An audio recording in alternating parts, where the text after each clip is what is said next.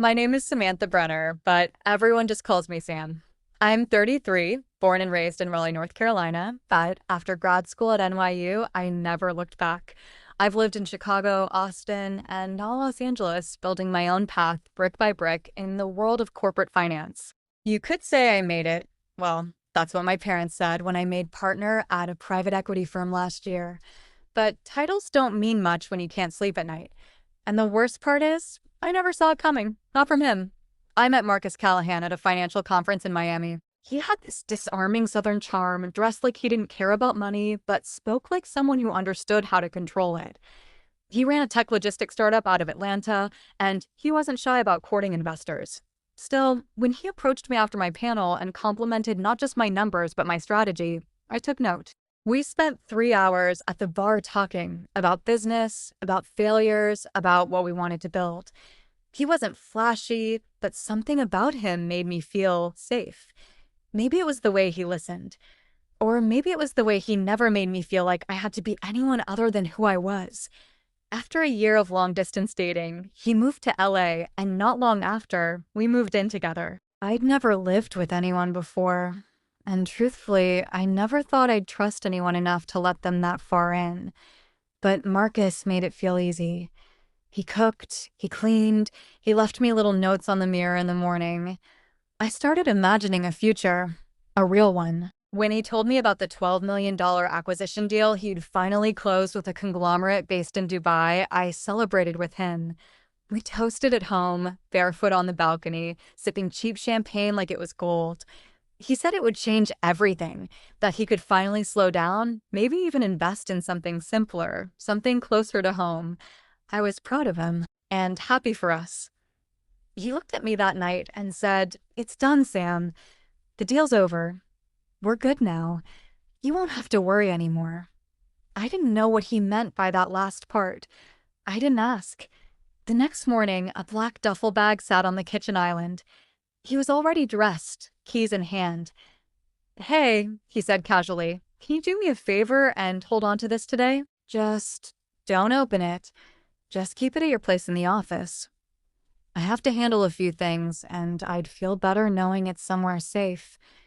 I was caught off guard. "What is it?" He smiled. "Just some final paperwork, contracts, sensitive stuff. Too much for a USB. It was odd, but Marcus wasn't reckless. I trusted him. So I nodded, took the bag, and drove straight to my office in Century City.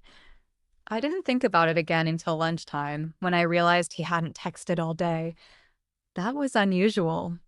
I called. It went straight to voicemail. At 3 p.m., I texted, "Everything okay?" No response. By 5 o'clock, I was pacing. At 5 o'clock, I was pacing. At 5:43 p.m., two men walked into my office building. Security buzzed me. "There are some gentlemen asking for you, Miss Brenner. They say they're from the Federal Trade Commission." The FTC? I told security to stall them and locked my door. My hands went cold. I turned to the bag. Against my better judgment, I opened it. It wasn't contracts. It wasn't even close.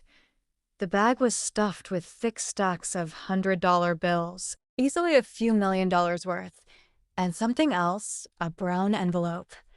Inside was a single USB drive and a handwritten note. "Sam, I'm sorry. I thought I could fix this. If anything happens, call Daniel Ross in DC. He owes me. Don't trust anyone else. And please, don't give them the bag."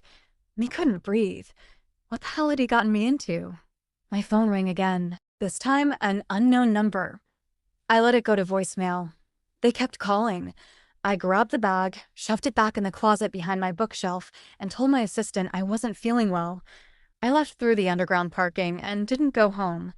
I drove around LA for 2 hours before pulling into a Marriott near Pasadena and checking in under my mother's maiden name. I couldn't sleep that night. I kept thinking of his smile, the champagne, the way he said, "We're good now." At 3:17 a.m., someone tried my hotel room door. The handle jiggled once, then silence. I didn't make a sound.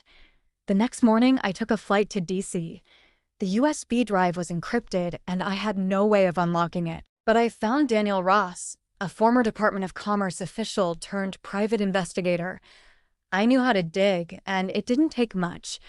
The look on his face when I said Marcus's name told me everything. I told him to stay out, Daniel muttered. Out of what? I asked. Daniel didn't answer at first. Instead, he took the USB, plugged it into his own secure laptop, and after 5 minutes of typing, pulled up a series of documents. Shell companies, laundered transactions, shipping invoices for products that didn't exist. Marcus's company wasn't just a tech logistics firm. It was a front. They were moving money for a cartel, Sam, Daniel said quietly. And I think Marcus found out too late. Or maybe he thought he could cut a deal and get out clean. But you don't walk away from people like this. Then why give it to me? I asked, my voice shaking. Because he trusted you more than anyone else. Daniel kept me off the grid for 3 days while he ran a trail on Marcus. There were no flights, no police reports, no hospital check-ins. It was like he'd vanished, like someone erased him. That's when I realized he knew this would happen. He didn't say goodbye. He gave me everything that could take them down, and they knew I had it. Back in LA, my apartment had been ransacked, not broken into, searched. Nothing stolen, not even my laptop. They were looking for the bag. They didn't find it. Because before I flew out, I left it in a safety deposit box under a legal alias I'd used during a due diligence audit years ago, hidden in plain sight. The next 6 weeks were a blur. I left my firm, said it was burnout. They believed me. Daniel helped me find a quiet home in the outskirts of Flagstaff, Arizona. He set up a network of legal contacts and got the USB evidence into the right hands. I testified anonymously via secure channels. The arrests started trickling in 2 months later. As for Marcus, no one's seen him. No body, no emails, no chatter. Either he's deep underground or they got to him. But I remember what he said. You won't have to worry anymore. He didn't mean about money. He meant about being alone. He meant about always being the one who didn't know when to walk away. I never got to thank him, but I sleep now. For the first time in years, I sleep without locking my bedroom door.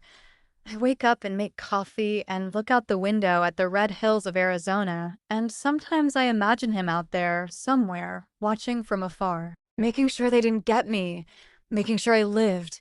And every once in a while, I still check the mailbox, just in case he sends a postcard.